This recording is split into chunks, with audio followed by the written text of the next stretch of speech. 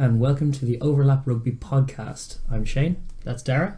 Hello. This is episode number 68, and we're nearly halfway through the pool stages of the World Cup. There's been a lot of games happening already, fair few more to come. We're in a little gap right now. As we shoot this, it is Tuesday night. So Tuesday evening, yes. We apologise in advance. We should have, but we're not able to get one done for today so that we could upload it today and get in our previews of tomorrow's games, which is Wednesday, which you guys will have seen already, between France and the USA and New Zealand and Canada. Yeah, so that is, that's trouble for the USA and Canada more than likely, but you never know with the US, you never know. So if we missed a boat on that, that'll be disappointing, but we will come back to you with a review, although more than likely we haven't missed a big one, so that's probably not. So we're going to power on anyway. Silver linings. Just an outline for the show. We're going to be opening with a round 2 review, like we did with our last one. With round 1, we're going to go through the games from the round just gone. And no real big stories in that one. No, absolutely nothing happened. So it's all grand. But in fact, let's not do the round 2 review. Let's not. I think you know what, we're going to have to do the round 2 review. So we're going to start with that, and then we'll move on to our previews in running order, chronological order as they're upcoming. Although obviously, as we just said, the France ones, the ones from Wednesday morning, you'll have seen already. Sure, have already happened. You're watching us from the future. If you are returning here, welcome back. Hello, nice to see ourselves again. If you're new here, please like and subscribe and share with your friends as well, your rugby loving friends. Absolutely. Leave a comment down below as well, because we enjoy hearing your take on all the rugby. Comment section is great. I never bought into any of this. YouTube comment sections are terrible. I never really read them, but they're awesome. Our one is awesome. Indeed. We're grateful to all our subs and commenters, and we'd like to have a few more. But I suppose without any further ado at all, we'll get into round 2 as it happened. Review. Yeah, absolutely. And there were a fair few interesting stories with it. I'd say we'll open with Italy. Yeah, Italy and Canada. Italy-Canada played out a game, obviously, just last weekend, was it? When was the Italy-Canada? It was, I can't remember which day that was. I know it was in Fukuoka, because I have that written there. Yeah. And yes, I did watch it. Italy looked comprehensively better than Canada, which is what we suspected they were. We were always... Because on Thursday morning. Yeah, that's 48 points to 7 to Italy, and they at the time racked up the highest points total in the tournament. Yes, and did for a pretty hapless Canada. Yeah, very hapless Canada. They're still well in contention for worst team at the tournament, or Canada. They're really putting their foot forward for that one. Italy, by contrast, looked very well polished. They've rotated a few other players. Their back row is sensational. That back row that they picked with Stein, Pelledri and Negri in it is awesome. Like, there's some worse. Staying at 8, winning every single collision he's in. Granted against the Canadians, but like, he's been doing that all season in the Six Nations as well. He's been standing up to the bigger sides when he's had to as well. Like, even in the shellacking they took in their last game before the World Cup in Newcastle against England, Bram Stein still stood out as a spectacular player, and they will need him a lot going forward. They didn't need too much to get over the line in this one. Not really, no. And it was a good chance for them to get the ball through their hands and get some moves off, which is good. And they've passed with flying colours their first 2 tests, and now they have, in essence, 2 cup finals to try and gain an unlikely quarter-final berth given the group they're in. But it would be the story of the tournament if they did it, and they've probably never been in a better place to stake a claim to challenge either of these two sides. They've certainly never performed as well as, or never shown that much of a difference between them and the other tier 2 sides in their pool at any other World Cup than what they've shown this time. Granted, easy enough draw. Sure. If it had been Fiji, it could have been a different story, or whoever. It certainly would have been a better game, because both of their games have just been mismatches so far, and that could remain the case with the ones forthcoming for Italy. It's a weird kind of it could be Cup. 4 poor games. Whole tournament could pass them by, but so far so good. Yeah. And Conor O'Shea and the boys were feeling good. Yeah. Less so for Canada, who, not too much to say there. We've said it all when it comes to Canada. We have, really. So I suppose we'll move on then. There was another shellacking that happened. There was England and the USA. I know you were kind of more with hope than expectation, rooting for the USA to get some plays off. I said as much in our preview, but 18% possession at the end of the game? Yeah, they could get nothing off. I watched that game by myself in the morning, and it was interesting because the US did start bullishly, but then the first scrum happened after 2 minutes, and their 19-year-old Loosehead, whose name escapes me now, actually, Right. got munched by Dan Cole and the rest of the English pack, and ended up picking up an injury in that very scrum. So their replacement, Loosehead, who couldn't hold up the scrum at all, had to come in and play 78 minutes or so of the game.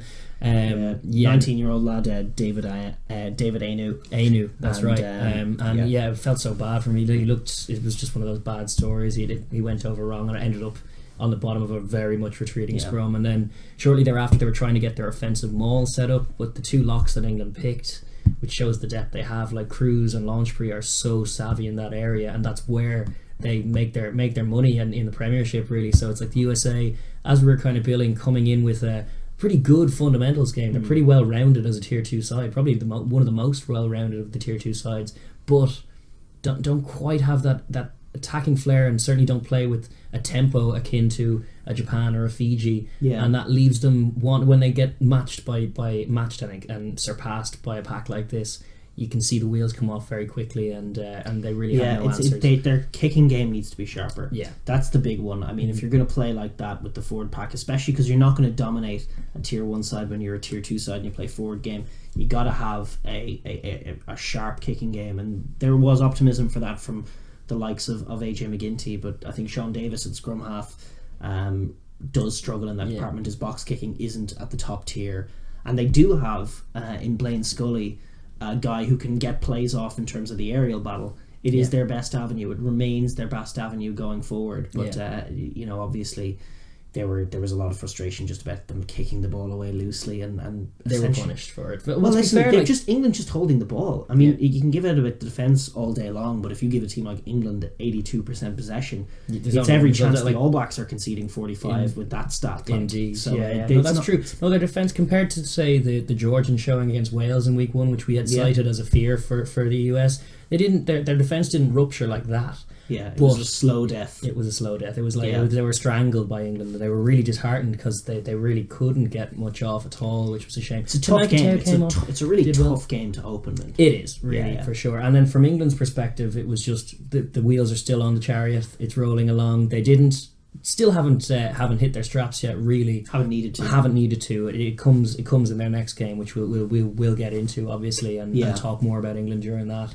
But so far it's been pretty much plain sailing. A few wasted chances that'll annoy them, but nothing major, and seemingly no major injuries either, which is a positive. And just exactly knew how to negotiate these two games successfully, and have done so, and still looking good, and they're on such a momentum wave from that World Cup run in that they're getting plain sailing from their media and everything else. And yes, indeed, which is a rare enough no thing. Negative stories coming out of that camp, so they couldn't be in a better frame of mind, and they're a hell of a rugby team. So it's the train keeps rolling for England. This is it. The sterner challenges to come, but happy days so far. That's it. So far, so good.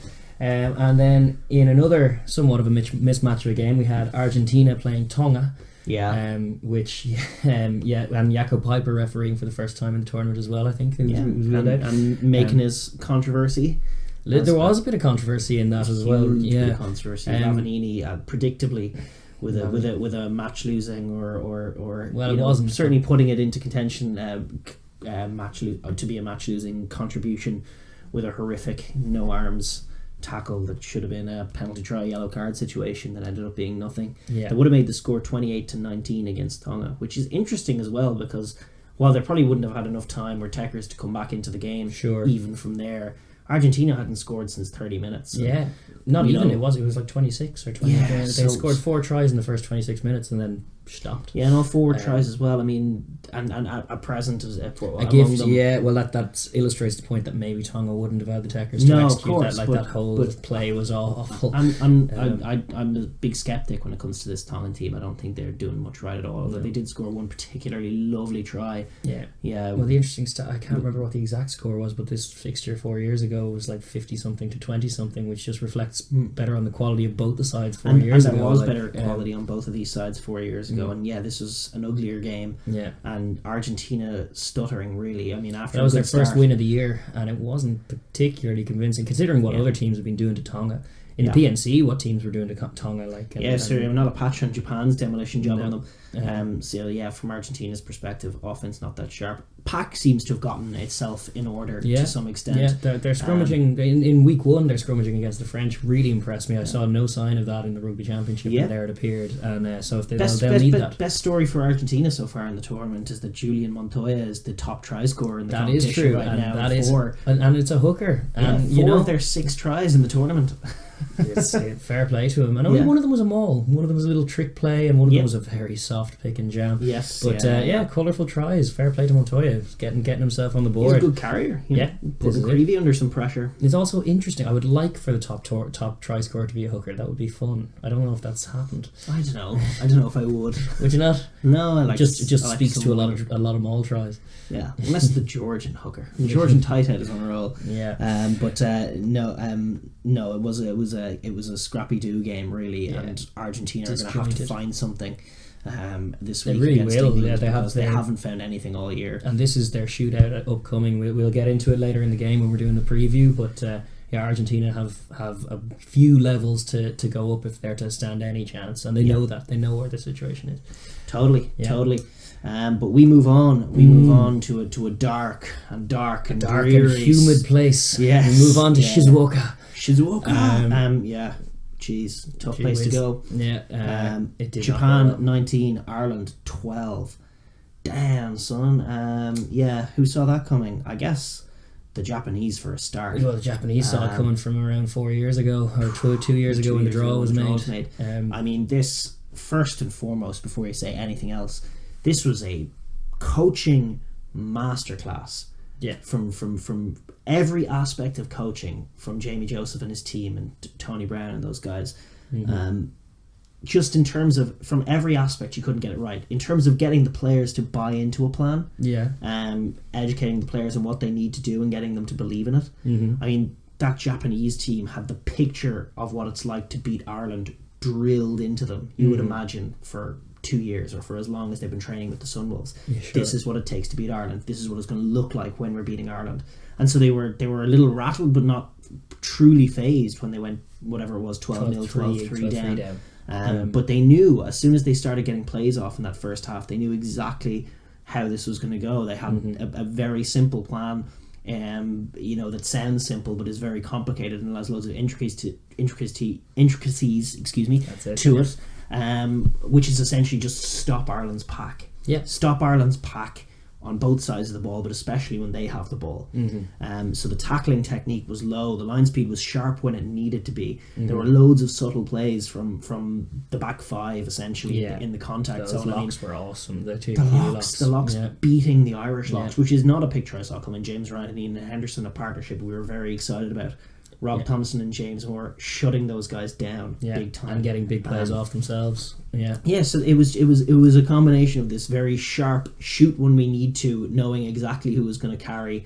There wasn't a whole lot of variation in terms of Ireland's offensive, the first up hit up plays, but it's a tough one for Ireland because everything that they do off offense comes from generating that quick ball from the forwards, and Japan knew that if you don't give that to them, they're going to be rattled and they're not going to have many different places to go to. The other thing that I loved is that Ireland, like when they have to lean on something, their scrum is a helpful place for them to go. And Japan, I'm not sure, not many people have picked up on this, but the drive-by shooting that went on at the scrum was just sublime. They spent the whole week talking about Cian Healy this and Cian Healy that, and Cian Healy's illegal, and ref, look at this thing that Cian Healy does. And it was just, it was squirrel, look at Cian Healy. If you look at the overhead shot of the scrums, that crucial scrum penalty that they got, but also basically every scrum, the Japanese, they were never square. They were like Angus Gardner, God bless him, he's a great ref, but he doesn't really know scrums. No, he doesn't. And the referee has to get a scrum square before it starts. But what the Japanese were doing was essentially every single one of the 8 were taking a step to the left. Or a step, to the right. No, to the left. To their left.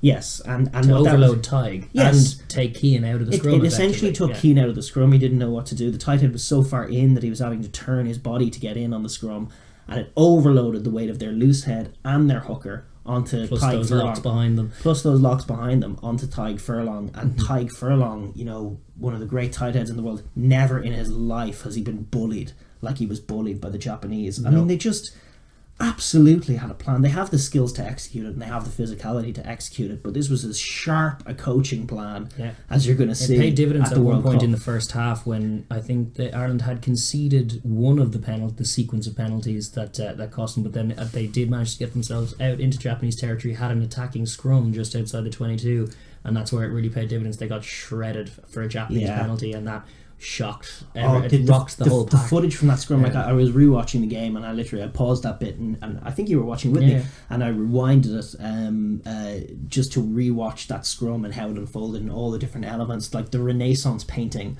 of a picture that it was that was like a microcosm of the game. You know, that they had done exactly that, shifted to the left. Keane Healy was frustrated because he felt like the scrum was illegal. Tyg was blown away. Tyg was blown away. He turned to the ref in hopes of getting a penalty call, and then saw that the ref had given the penalty to Japan and sort of flailed about it in despair. And then the Japanese were just so the front row were so pumped up, and then all the backs sort of converged on them and were jumping up and down. CJ was in the middle of that because he thought we were somehow winning the scrum and kept it going forward as well. That was he got up confused with the ball, didn't know what was going on. There was all kinds of bad pictures in that little one scene. Ireland had the lead, but it was so telling. And what was great was the belief that the Japanese had, because they knew exactly what the picture for them winning the game was. So they weren't worried about the scoreline. They knew they were winning the moments.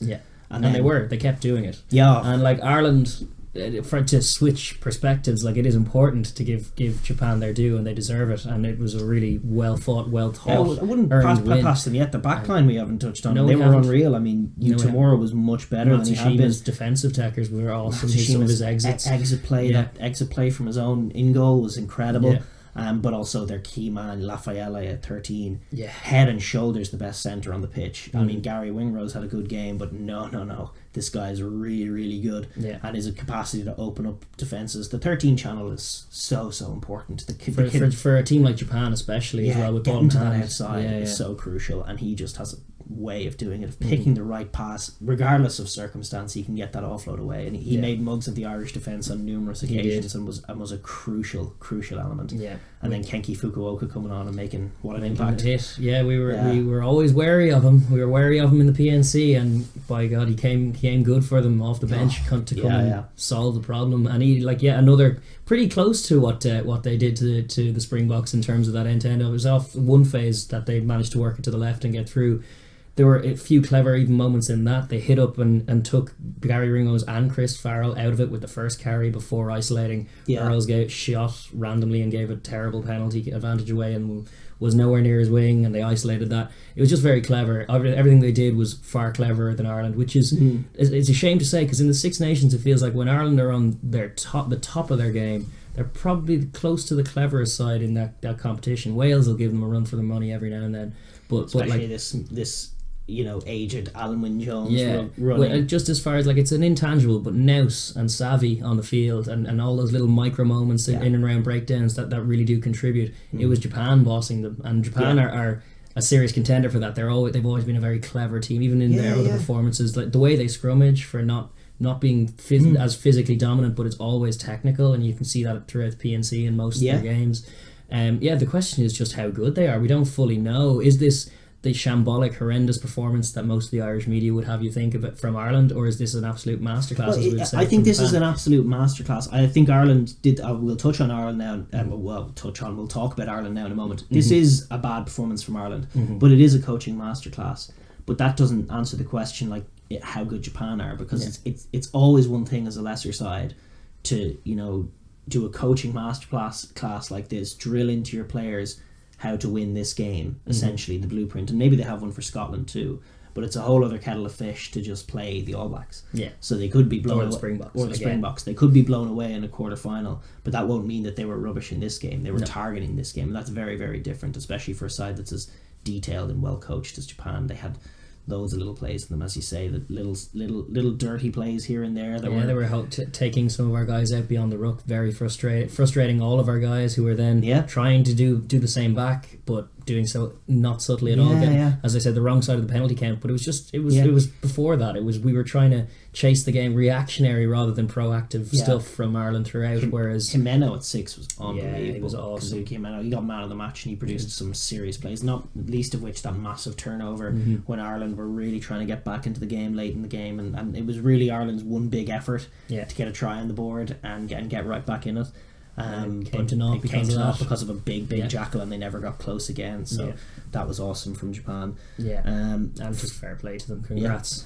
From Ireland's congrats. From Ireland's perspective, it sucks to be outcoached like that, to be outthought. It's definitely not a good feeling. No. You always have a lot of faith in your coaches and these guys. And Joe, there's no question Joe thought about this game, but I don't think he considered the degree to which Japan were going to do a job on his team. They weren't just going to play like Japan, they were going to do a job on your team.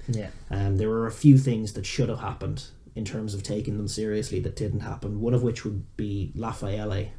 We talk about the way that the French and certain teams talk about Johnny Sexton. Just put him on the deck. The guy runs their offense. Lafayette runs the Japanese offense from 13. Every time he touched the ball, he should have been hit. And that's regardless of whether the ball left his hands or not. And there were a few chances in the first half. I remember Chris Farrell kind of bouncing off. Chris Farrell trying to drift off him and trying to work the drift in to shut out their wingers. I'd sooner see him smash his ribcage. You gotta rough that guy up. You gotta rough these guys up. They're like the Box did. They're little men at the end of the day, and they're very, very good rugby players. But you got to make them hurt. And hurting guys slows them down like nothing else. And we needed to slow them down. We did. The other thing would be bombs, contestable kicks. We did a few. We kicked maybe 4 throughout, and they were peppered throughout the course. There were probably one per quarter, but it was like all of them were successful. I can't understand why we weren't reverting to them, because it is also, from Ireland's perspective, it's reverting to type. We are a bomb oriented team. We do have fielders all over the team in the back line and some good ones in the pack as well. We should be kicking the ball. And Japan are struggling with them. They are. Japan, that's one of the the chinks. There's actually Russia on day one isolated a few of them, and in the first quarter, Ireland isolated as well. The bombs and the cross field kick, the way they defend leaves a window for the cross for an accurate flat kick to the wing to just access the wide channels early. We did a few of them early on. Jack Carty is prone to some of that. He's got a good boot on him. But the lack of skyward balls was a bit not disconcerting, because I couldn't make sense of it. I couldn't make sense of what we were trying to do a lot of the time. But the fact that nobody isolated that this was the thing that was working, and that we shouldn't go back to it. A simple thing, even at the end of the game, you would have liked to see maybe a box kick exit and someone chase after it. But they were so petrified of Japan taking their bonus point that they just kicked it off the pitch. I mean, they were well beaten. Well beaten. To be fair, I didn't fully object to that. We did hear some of the Aussie commentary on it, thinking that he didn't know the hooter had gone or that the gong had gone. I suspect that he did know exactly what he was doing and figured that we could keep hammering at that for the next 20 minutes, and all that would have happened was we'd concede more. No, we were well beaten and absolutely done by the end. With the back line in such a hodgepodge state, as soon as Chris Farrell went off, there was no one running directly off 10, so it was all off 9, and then Rob Kearney went off sooner after, and he had a great game in a losing performance, similar to his Twickenham performance, which was actually pretty good as well, while everything around him was failing. No, Rob was great. He picked up a shiner from Matsushima in contact and had to go off. And then ending with Luke McGrath on the wing and Larmer in centre and just no one running. It wasn't even running lines, just no one running. Exactly. The conditions are huge. The conditions definitely play on Ireland. A lot of these northern teams. We saw Scotland. We saw Barkley getting sick halfway through the Ireland game. The first week, we saw a period in that Wales Australia game, which we'll get onto now, where Wales were absent for 20 to look minutes. Like this weather is going to have to cool down a bit if a northern team is going to win. If a European team is going to win, maybe not France, but they have their own issues that'll stop them anyway. Yes. But if a northern team is going to win the competition, the weather's going to have to cool down by about at least 6 degrees or so. Probably true. Just looking at Shizuoka seems like an absolute cauldron anyway in more ways than one. Full of humidity. Great crowd at it too. The Japanese energy just stole the show. Yes, it did. It was definitely a Japanese day. We had an Ireland day on week 1, but this was a Japanese day. And just to go in with that bomb kind of talk, a man who would have provided that is Johnny Sexton.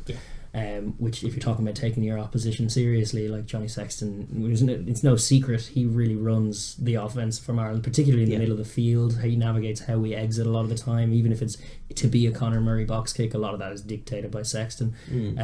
His presence on the field would have been huge, and there would have been a huge number of bombs. He is the last best hope for Ireland to really do well in the World Cup. I mean, they look beatable. You know, they have a good team, but they look beatable. They do. And Japan displaying that by beating them. Yeah. But yeah, they like sides vaguely know what they need to do to beat them.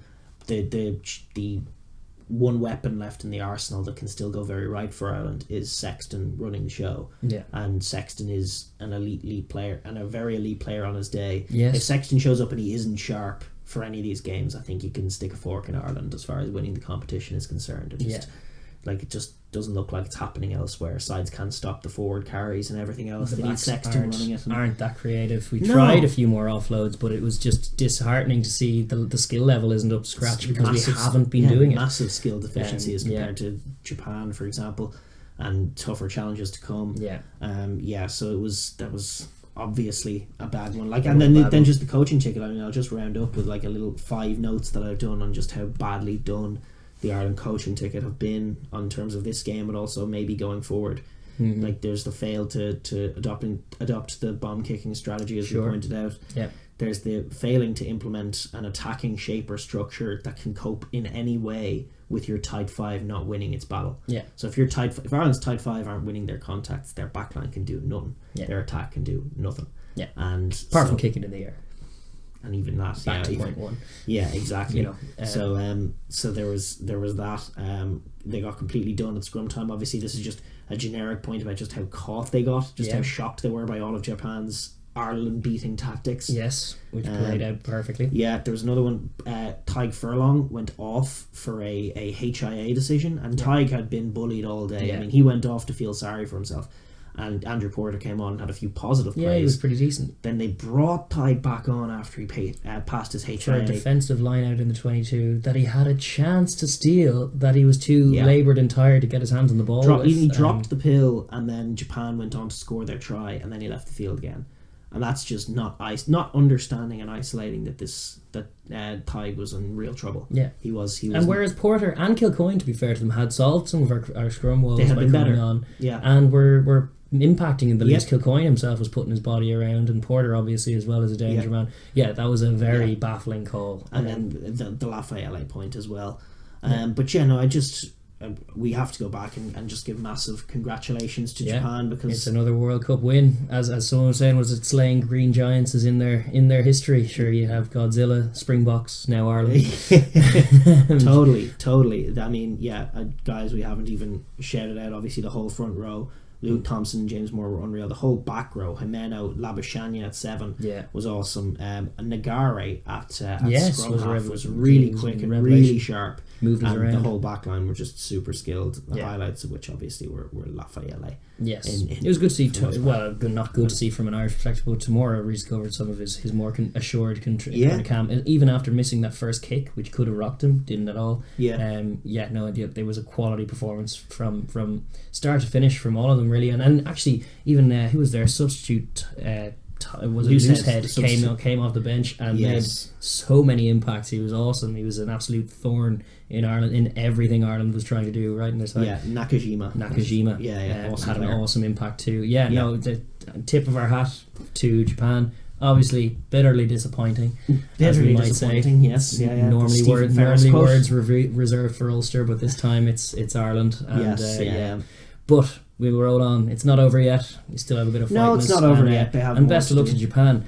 And good luck to the Scots. Our Scottish subs are probably in a squeaky bum time kind of thing, because Japan look good. Japan do look and good. at home as well, their crowds are awesome, and on their back are with them throughout. And I'm delighted for them while sickened for us. But couldn't have happened to a nicer team. I love watching Japan play rugby. Totally. So listen, that was that. The next game we're not going to spend nearly as much time on. No. South Africa against Namibia. That one was 57-3 to South Africa. They claiming the most points accrued and highest winning margin of the tournament so far. Prior to this game, we had noted that up until this point, no team had been nilled and no team had scored over 50 points. Still no team was nilled in this game. 57-3. South Africa first to go over 50 in Toyota City, and it was a fun day out for the all things concerned.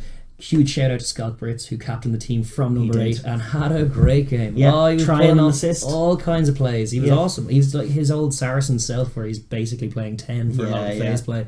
He's such a wonderful footballer, and he was just a big beaming smile on him throughout the anthems. It was just a lot. It feels like it's a full cycle moment for his career, because he's deserved it for so long. He's been an elite operator, and we've watched him play for Saracens for years, and he stuck with them and kind of took them out of mediocrity to real world-class quality, and he was there for that journey, consummate clubman, and now to get the rewards for his country, he's kind of annexed from the Springboks for a little while because of that. He was just not featuring, and Razzie to bring him back in and give him that plaudit. Huge congrats to him. Great shout by Razzie, and he was great value. Bongi and Manambi also got a brace. Pimpy played a very good game. It was a sense that it was against traffic cones, and no disrespect to Namibia, they had a great game against Italy. They have a cup final on the last weekend against Canada that they're sort of readying themselves for, but not at this level, folks. No. And to be fair, like the Springboks, as we were saying, do know Namibia. Like we were saying coming into the tournament, we had no tape on Namibia. We were wondering what they would look like. Suitably impressed. Not just Yankees at scrum half. They have another scrummy who plays pretty well. Scored the opening try of the tournament for them. They have some good players, and they're but it feels like the Springboks actually know them well enough to know exactly where their strengths are and nullify them and just go to town on them. There was never a sense of worry in any of it, and I just feel bad for them, because they did kick. They got their 3 points and tried for another. It should really have been 6, but it wasn't. It wasn't to be for them. But fair play to the Springboks. Only black mark for the Springboks was that Nkosi didn't quite take his chance, where he could have forced his way into the reckoning potentially. And Elton Yankees had a shocker in the second half. Yeah, there were more tries out there for them, but Elton was feeling generous or charitable to Namibia by not putting them in, not seizing them. But that's similar to what we were saying about England, though. It doesn't really matter. They know what they have to do. They're in a bit of an arm. It's the Italy game which is coming up that they have to be wary of, but they got the job done against Namibia. Totally. And then the next game on Sunday was Georgia against Uruguay. What a game. We had 2 previews for this one, because we did one that didn't take Uruguay into account at all, and then Uruguay beat Fiji, and then we had to scramble and make a congratulations Uruguay, maybe this will be different video, but we did note and flag that it was going to be a very different challenge for the Uruguayans, and off a short turnaround for against them after such an emotional pitch that they were at for that. Yeah. Like, it was a very technical game. The one they played against Fiji, it was great, but it was a lot of they were concentrating the whole time, needed to secure it, and then probably rightly celebrating thereafter. And so this was always going to be a big ask to get up to this one, and Georgia monstered them. Georgia were in great form. This was Georgia's B-side. It was very fun to watch them. Yeah, they had some good players. There were some of their firsts on it, but for the most part it was B-side. And they were excellent. Yeah, they were truly. They won every contact, and the scrum time was the Georgian picture. You were saying it was because we love this Georgian picture, love this Georgian team, love the way they tried a game different. Yeah, and a lot of times when they meet Tier 1 opposition, obviously we were building up the Scotland game that happened prior in Tbilisi prior to the World Cup. Didn't go their way at all. Similarly with Wales in the first round. Couldn't get anything off. They were just outmatched and outgunned, and a bit sluggish at the start as well. So, but the picture they paint when they do is such an interesting way of playing the game. And Uruguay just got suckered into it and just couldn't do it. It was the exact picture they wanted. Just loads and loads of time in the Uruguayan half, scrumming and tackling, and they controlled the pace nicely. I thought Aprasidze at scrum half. I think scrum half is a crucial position for them, and Aprasidze is awesome. Nipping at the heels of Lobzanidze. Yeah, I was tempted to stick him out there, and because Lobzanidze has been too slow for me in his box kicking. Well, Lobzanidze was good off the bench in this game. He was, he ran the show quite nicely, but it was all about that forward pack and just slowly, physically draining the opposition of life. And then by the time they get the ball back, they're also tired and flat-footed and heavy-legged that they do drop balls, and they are all over the place. And then every drop ball is another scrum, and every scrum's another penalty. Yeah, and the physical mauling and controlling, it continues. Yeah. And I was very, very satisfied that the Georgians, who have been a little ropey in the run up to this tournament, did get to paint this picture. One off, paint this picture at the World Cup in at least one game, because it is a fun, interesting, different way of winning a game of rugby, Yeah. where you just drain the opposition. Everything is slow. You're doing it at your own speed. And they were all too physical for the Uruguayans. And scored some fun plays. Then towards the end of the game, they had the game won, and they actually got a little loose and tried some things, which was fun to watch as well. Yeah, Managing to get that last try with the little chip over the top. Yeah, from Greg Badza, yes, that was captain a of the nuts day. try, and they were giggling at it themselves. They were. They couldn't believe it. Couldn't believe their luck. Absolute goofballery. And it had no right to work, but it did. So we will talk more about Georgia in the context of our preview vid for Fiji, which is obviously their big cup final now coming up in Pool D. Yes, one of the games of the week. Absolutely.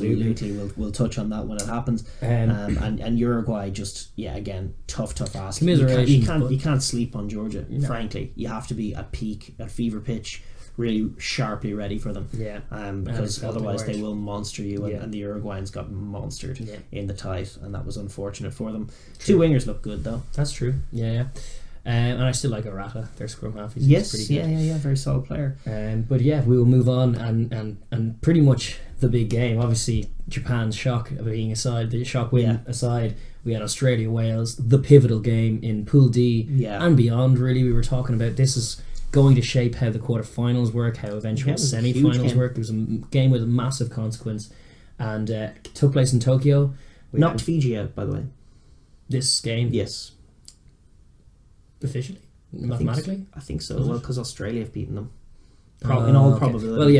Well, in all probability, yes. But I'm not sure. Maybe not. Yeah. But it happened in Tokyo. We had Romain Poit reffing, as we had flagged initially before last week as maybe a bit source of controversy. Yeah. It proved to be. But the final score, we had Australia 25 points, but Wales getting it done with 29 points. And it was a great game. It was probably the game of the tournament. It's between it and the France Argentina one for game of the tournament. There were lovely little contributions all over the field from Wales. Dan Biggar's little cameo, as it turned out to be at the start of the game, was 10 flawless. points. Just that little quick turnaround drop kick. Dead right, perfect call, and then that beautiful crossfield kick to Hadley Parks, who himself had a very industrious, good showing.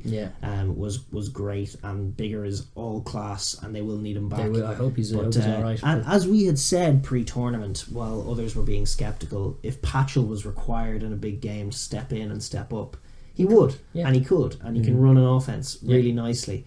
And he did. He takes to the line. He challenges things. He puts people into space. I like Patchell. I've always liked Patchell. I like the Scarlets too. And he runs the ball very nicely. That being said, I did think Wales took a great lead. The Wallabies were a bit shell shocked really in that first half by all the organisation that Wales were bringing to it. They were being outthought. It was that little 10-point period at the very start of the game before Biggar went off, and then there was another little drive-by 10-point period.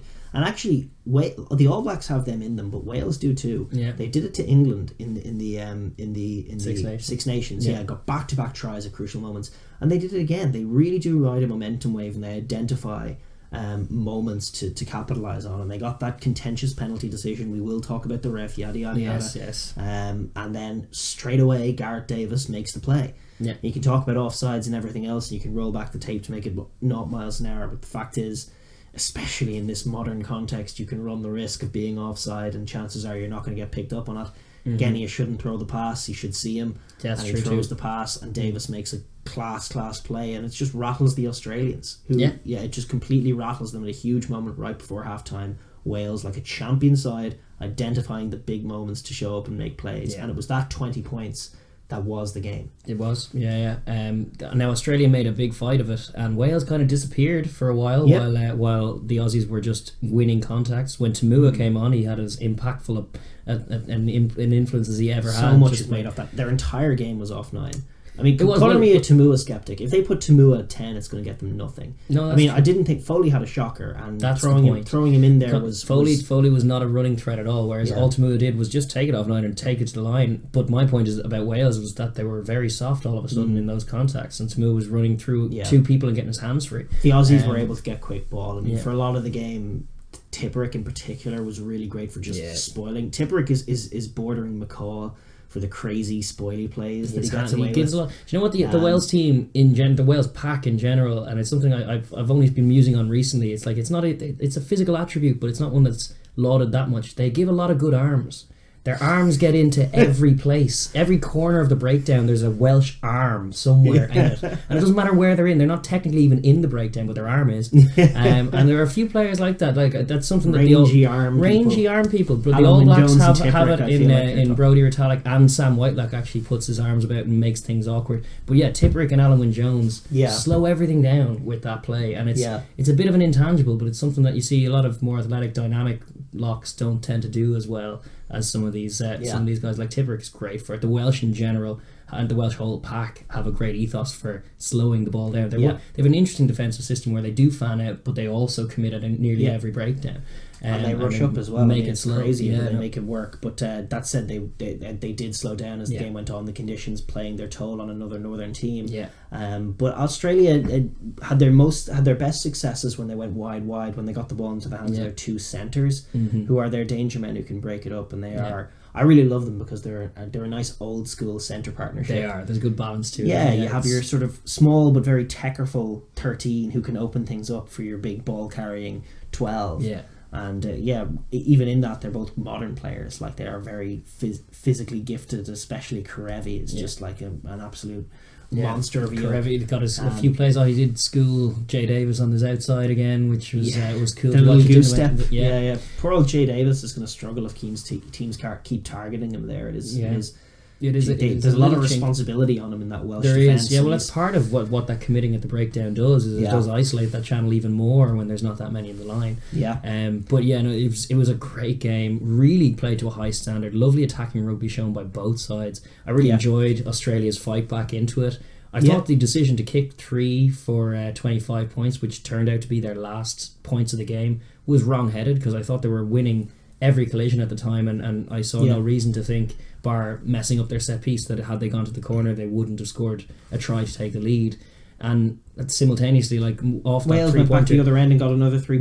Well, they didn't exit. Chalked it off. They didn't. Exactly. Like, they didn't exit from it. So, like, the 3 free points fallacy that keeps recurring, and I keep hearing it in commentary. It was the very first thing the commentary team said when the penalty was given to make it 26-25 was, gotta take the 3 points. Just reaction. Gotta take 3 points. Really? And they did, and it was the wrong call, and it was as close as they got to being nicking able to the game. Take the lead. And there was a chance there for them to nick the game, but they didn't. They let them off the hook, released that pressure valve that they've been putting on the Welsh, and the Welsh got their second wind again, like you say, recognising the championship moments, which were the end of the game. They had some energy reserve, found something of a second wind to manage to get themselves over the line.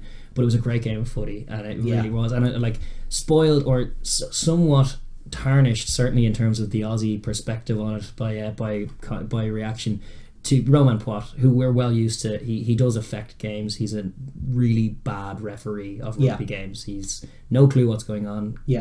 Seems to not be very communicative, gets things dead wrong. And this was an instance, the Karevi carry was an instance of him getting it so wrong, but also conflicting with all the new laws and all the guidelines that they're trying to implement. Like, there's about tackle technique. It was Patchell went in upright into that tackle, and despite the fact that in slow-mo he kind of moves his arms forward, that's not him elbowing him, he's just bracing himself for contact. The onus is on the tackler to get your head down, get your hip down and tackle. I think I agree with that, and I agreed with everything that Michael Hooper said. It's a tough one because of how it's worded in the law, which is leading with the forearm dangerously.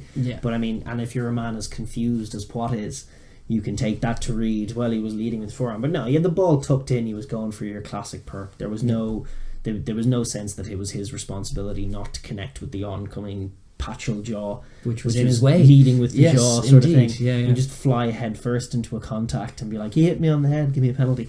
All of that is appreciated. It was a wrong call. Australia, like, they can talk about how much it affected them. It did not make Genia throw a bad intercept pass. No, you have to be mentally stronger than that. Michael Cheika, Phil Kearns, all the Australian media, Michael Hooper.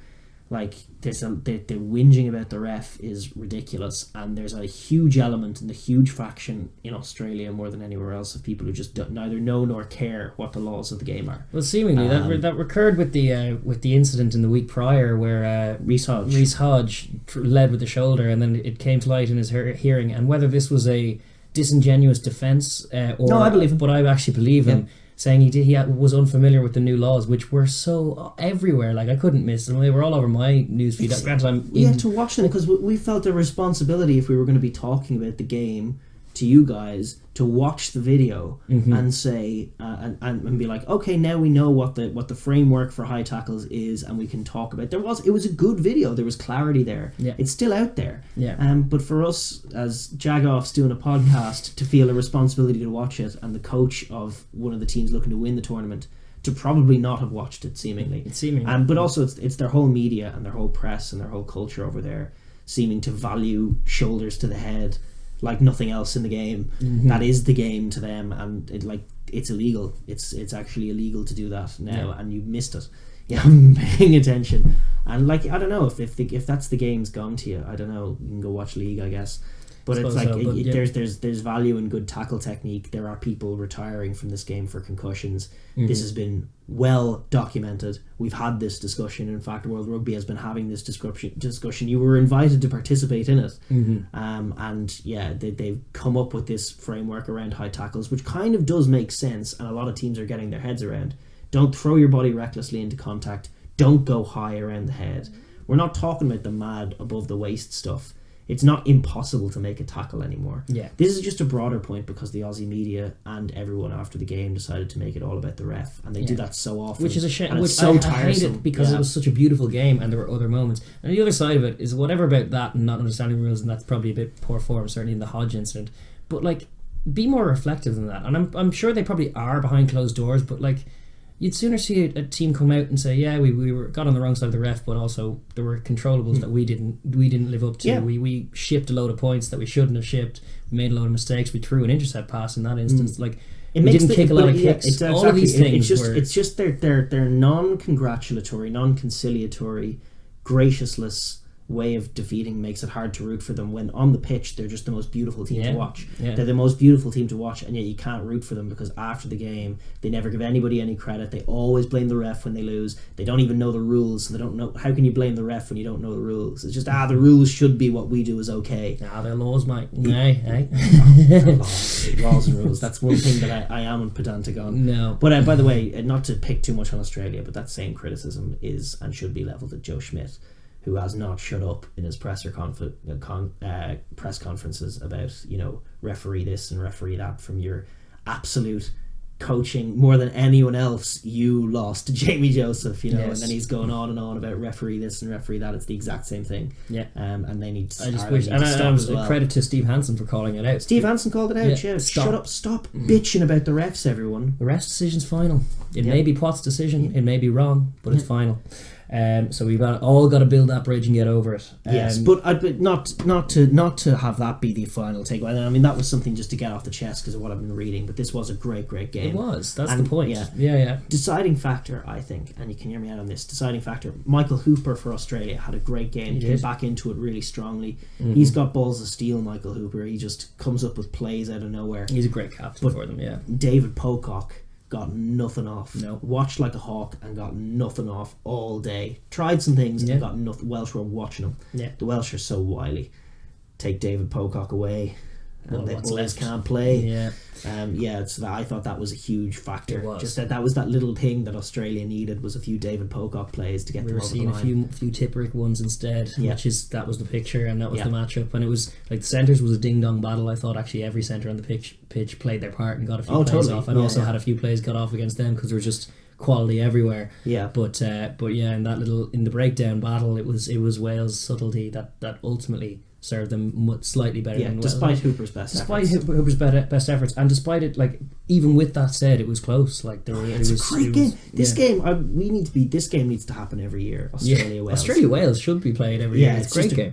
One of the great games of the last decade of rugby. The last time they met, it was 9-6 to Wales. Now let's forget about that one. Now we have this picture. It's amazing, different. I love it. I just love these two fighting it out because they both play a lovely attacking style, a very adventurous style of rugby, and the victor goes the spoils, and Wales take control of that pool D, and probably avoid England in that quarter, which is what we were fearing for them, and give that to Australia to deal with. So this is a very positive result for the Welsh, and congratulations to our Welsh subs for getting it done. Yes, yeah. And to the Aussies, chin up. To the Aussies, chin up, absolutely. And still a bloody good team. There are big games to come for them. Yeah. They're not out of it by any stretch. Not at all. And then we will just briefly touch on the last round up the hour-long round 2 review segment of the show. First hour with Scotland 34, Samoa 0. The first nil of the tournament came on Monday morning by a dismal performance from Samoa. Appropriate that they should be the first team to be nilled, because they may not be the worst team in the tournament, but they are the most disappointing team in the tournament so far. It's probably true. Listen, I had hopes. You did have hopes. I had hopes and justifiable, they've got some talent. They do. All kinds of talent in that pack. Guys who are in great form. Just dreadfully coached all over the place. No idea what they're doing. Don't even know who their 10 is. It's constantly changing. Don't know. Their 10 should be Sayuteni. But sure, it's all too late now. Yeah. Don't know how they want to play. Don't seem to be working on technique to any great degree. I mean, they're all very skilled guys. But abysmal. Tackling, we had. Was it Lilo or was it Leua last week who got Ray Lilo? Leua has been a bright spark. Leua has, and he was even in this game was the only one threatening to maybe score a try. It was the terrible technique from their winger. Initially, he got himself a yellow card. Ed Fido, yes, for deliberately collapsing a scrum or collapsing a maul to try and hold it up, and it was very obvious. Mr. P tried getting on the board and yellow card. Thanks very much. What are you doing? And then late in the game, and the irony of it was Scotland had struggled and stuttered their way to an unconvincing performance, even though convincingly better than Samoa, but unconvincing in the manner in which they were going about executing their offense. They left a lot of points out there, and in the close to the 80th minute, they managed to create something, put Maitland through the hole. He's in, he slides early, loses the ball, blows the bonus point try, which could have cost everything to Scotland. But he's bailed out again by Fido, coming in knee first, and you can see the only part that touched Maitland were his knees. Actually Scottish Rugby Twitter was up in arms about loads of the Samoan players as well. Scottish Rugby Twitter is its own little microcosm that I occasionally dip my head into. They had gifs of Johnny Gray being in a jackal position, and two Samoans from either side of the ruck come flying in at opposite sides and actually splinter him. And typical enough of how the breakdown is being ref these days, it doesn't get called. Side entries are just fine apparently, but it's just indicative of the fact that the Samoans are not doing anything with any technicality. They're not paying hindrance to what they're doing. They're just fleeing their bodies every which way. It's a disaster. They should be so much better than they are, and they're hopeless. They're hopeless. I mean, I don't have a hope for them. No. In their games to come against Japan and Ireland. I mean, it's really sad times. It is sad times because they're a very proud rugby nation, and they've done some great things in the World Cup in years gone by, but they're marred by some behind the scenes controversies and corruptions, and on the pitch, they are a bit of a basket case. There were some positive signs in the PNC, but not a lot. They had a great game against Tonga. Still one of the games of the year in the rain where they were playing with a bit of freedom and energy and had some skills, and they just didn't build on it. No. Chris Vui's a phenomenal player. Yeah. TJ Ioane's a great player.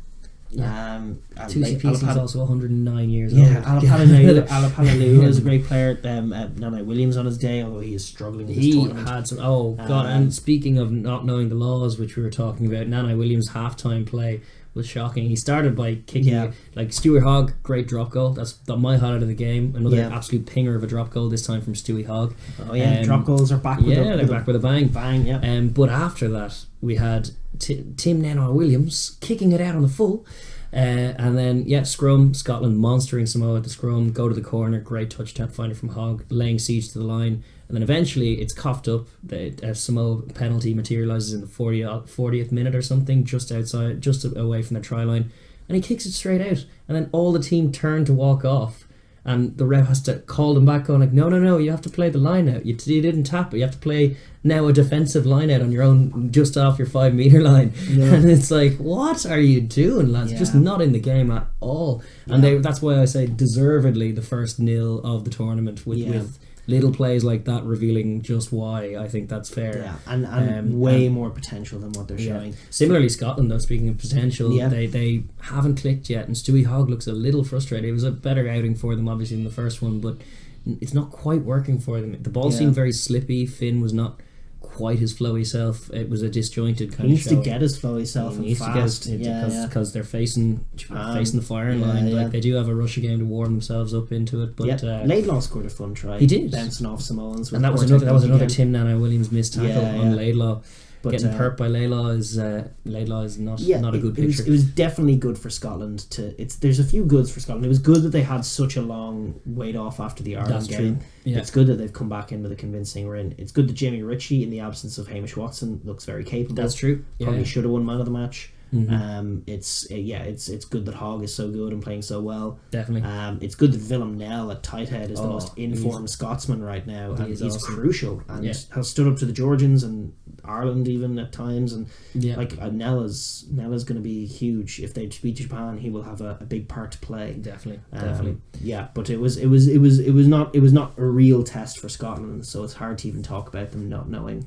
Yes, where they are. They're going to be playing. It's the game against Japan. That's what it's all on, and that's where they have to step up. Yeah, they have to put all the elements together. Johnny Gray got man of the match, so it looks like he's in there. Although it would be interesting to see the Edinburgh Lock partnership get a go. Yes, but, they haven't been given the run out. Gilchrist also shed his scrum cap halfway through. Everyone's shedding their scrum caps. All the northern boys are too hot. Yeah.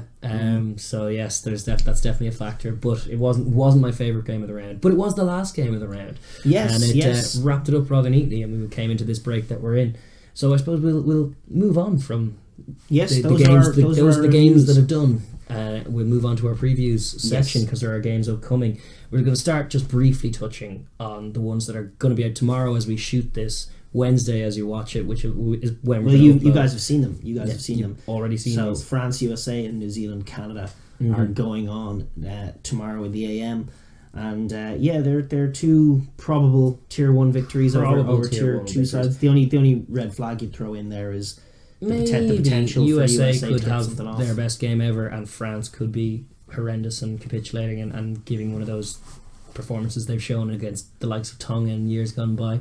Maybe, that's certainly more likely. It's certainly more likely than Canada doing anything or getting anything off against New Zealand. I suspect Canada might be the second team to be nilled in this tournament if New Zealand... Even if they're not, New Zealand-Canada is a contender for the biggest winning margin. Definitely. New Zealand have also named a pretty merciless starting 15, especially in that backline. Sonny Bale and Bowden Barrett. We watched Leinster play Canada, Leinster A really play Canada, and we're looking at but Conor O'Brien, a nice young player who's a bit hurdy-durdy in the centre. They could not contain him at all, and it's like, now it's Sonny Bill Williams. No, this is just not going to go well. This is trouble all over for Canada. Yeah. So the more interesting game is France USA, although obviously you're going to have seen it, so we're not going to touch on it too much. But the Mikey Teo at fullback for the US is one to watch for sure. Definitely. They do need. He's an improvement on Hooley, who's he is massively so. Mm-hmm. If they can match France and execute a good kicking game and have McGinty be the story,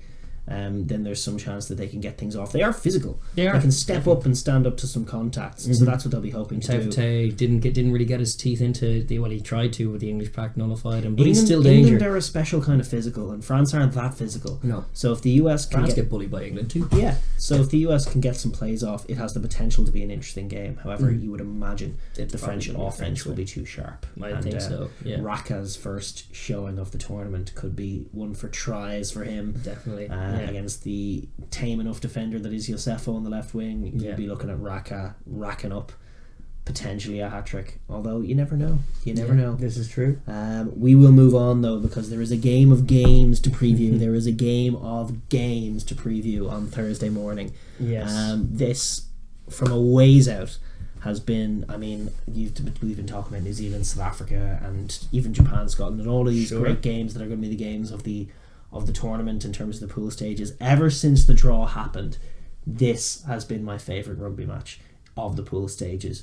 Georgia against Fiji, rugby's ultimate clash of styles. It's true. Yeah. This is like you talk about in fighting, that styles make matchups. You couldn't have a more diametrically opposed, and yet at a similar standard in terms of two teams. Definitely. It's crazy. This game could be off the chain. I'm so curious to see how it pictures. You've got the Georgians, these big, marauding, physical wrestlers. They're like the boa constrictor of a rugby team. You know, they get a hold of you. They keep you down in your own territory. They hold the ball and they squeeze the living daylight out of you, make it all about physicality and pain. And you're there, this, you know, optimistic striking fighter, but then Khabib Nurmagomedov has a hold of you, and you can't get anything off. You can't do any of the things that you're good at because he's just squeezing you, and you know exactly what's happening, but there's nothing you can do about it. That's Georgia. That's what they're looking to bring to this, and they're looking to tie up these Fijians and knock them and squeeze the life out of them,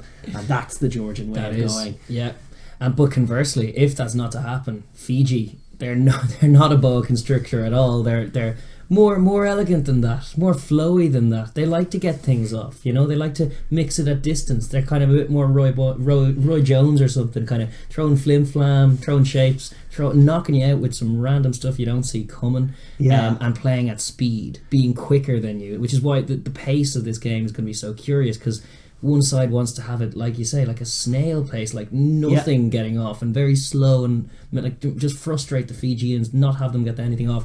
But at a second's notice, Fiji can break. If the ball bounces loose, Fiji can go from end to end. We know this. They have giant hands that can cup that ball like a tennis ball and offload at crazy angles. Play that basketball rugby, get it going. Exactly. Flowy mofos and striking from, like you say, when Georgia are dominating you, you know exactly what's happening. This is it. But you can do nothing at all to stop it. But when Fiji are going well, you don't know what's going on. You were in the game all of a sudden, and now it's 3 minutes later, and they've done a bunch of basketball and flim-flam, and now they're 21-0 up. What's going on? You also thought that you hit like the likes of Kunatani even, but Yato, Nakarawa, you thought you hit him with two men, but somehow a telescopic hand emerges and releases the ball.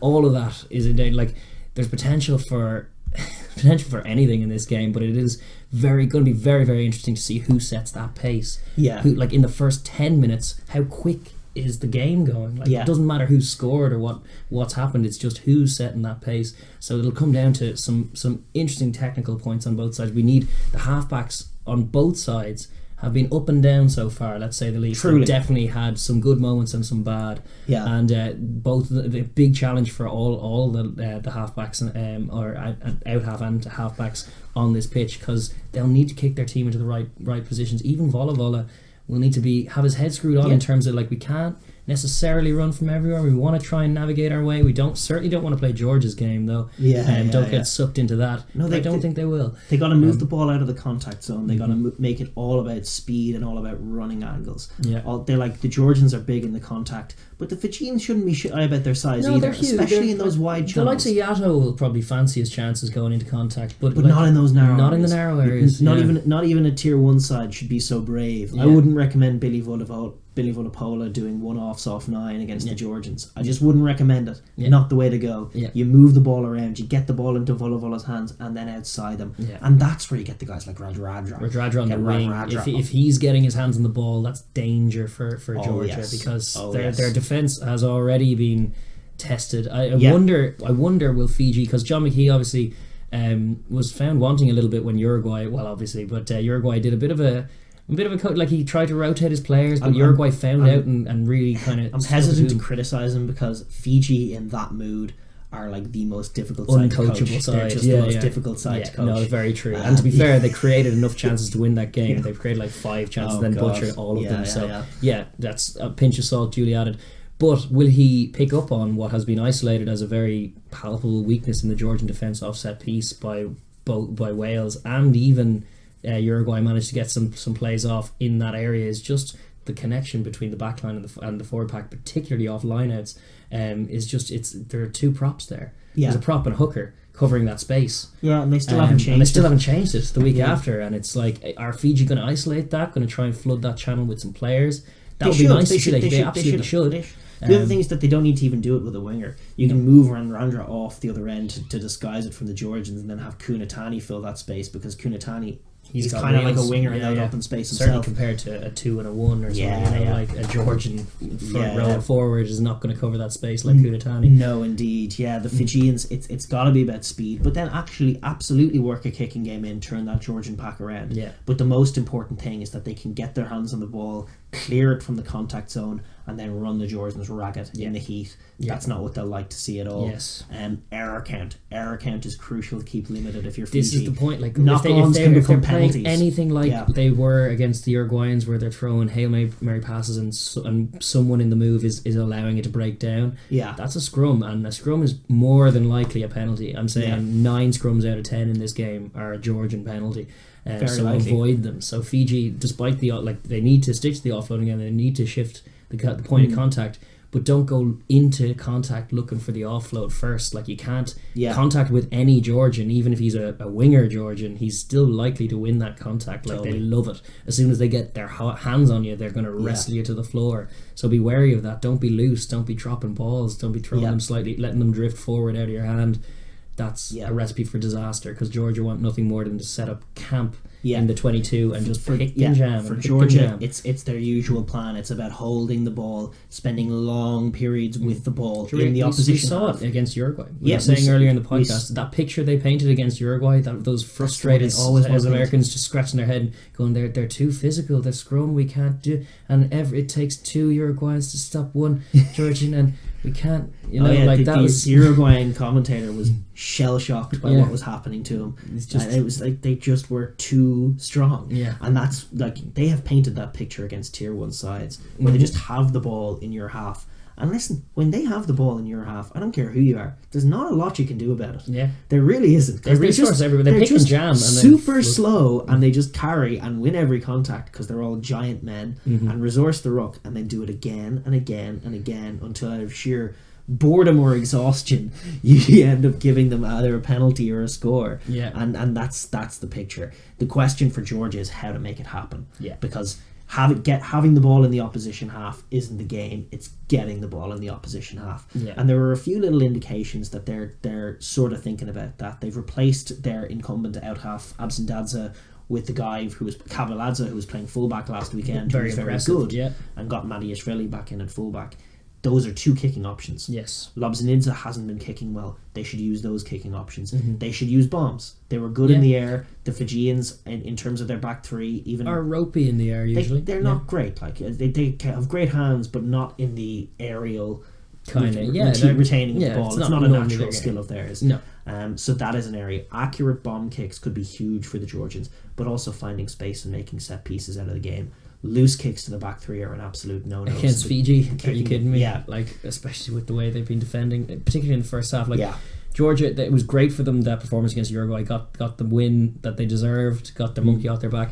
Still wary of the fact that they've started sluggishly in so many games this year. Started slowly, but a try in the opening minutes was great the last time. Exactly. It's something they have to emphasise. They really do. They really need to recognise the importance of it, because if Fiji get 2 tries, that's close to game over by my estimations. I think so. Like, they would have to wrestle the ball and hold it and manage to control the rest of the game and get scores for that to win. They're much better front runners than chasers, whereas Fiji, even if Georgia are 12 points up at some point, like, Fiji can rein that back in, but relatively quickly. It does become, against Georgia, there's a sense of just getting stuck in quicksand about it.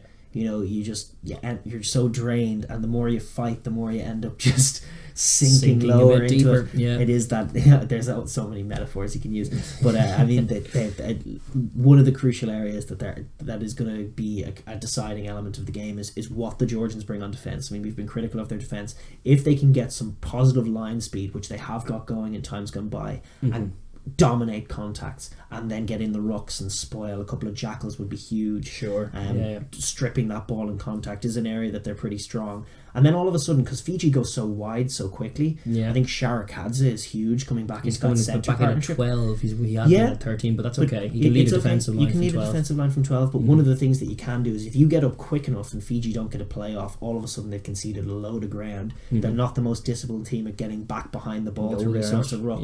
So all of a sudden that's an opportunity to poach the ball. So that Georgian D is going to be crucial as well. In terms of how it's going to go, I mean, I'm curious. This is the classic this is as good a stylistic matchup as rugby can deliver. Yeah. It's a really, really cool picture. If you're a neutral, watch this game with all the curiosity in the world. I don't know how it's going to go. I kind of love and adore both sides. For very, very different reasons. It's beauty versus the beast. It is, and exactly both have that. their merits. Yeah. But in terms of who's going to win the game, I don't know. My gut says Fiji are going to find it. I mean, they've picked a stacked side. If they can find their skill set, they are a very tough time to deal with. You know. Yeah. I'm leaning that way too. Yeah. I'm leaning that way for myriad different reasons, even just based on the showing, the Ireland v Japan, to reference that again from just gone. Yeah. Another case of conservatism versus endeavour, and in World Cups, you know, like being able to grab tries is what gets you over the line more often than not. And I think of these two teams, Fiji are the side that are better placed to just, even if it's going horrendously wrong, grab a try and win. Yeah. Whereas Georgia just take very long about getting their tries. And that being said, now I would love to see the Georgians smother Fiji for a little while and then just see that Fiji panic kind of materialise. I don't think they as recover well. from it. I think if that happens, I don't think they recover. I think this is a very tough game to call, but it's not going to be close. No. Whoever wins it is going to win this convincingly, and you're going to know pretty early. Yeah, that's probably true, you know. It is, by the way, we haven't even touched on it just because of the colour of the game. It is a crucial game for both sides. Yes. World Cup qualification for 2023 on the line, almost certainly going to the winner of this game. Yeah. So, there's that massive element to it as well. It is cup final time for both of these very, very interesting sides. Yeah. You're calling Fiji to win it? I think I am, yeah. Then I will call Georgia. Lelelos getting it done. Chava at tight head is going to be the World Cup top try scorer. Well, to be fair, he could be the bane of the Fijians. Their scrum has improved, but Georgia. Narishvili, a loose head, is one of the best scrummaging loose heads in the world. If not the best. If not the best. But watch that game. Georgia Fiji Thursday, 6:15 a.m. Ireland time. It's in Hanzono. What is it? Hanazono Rugby Stadium, Osaka.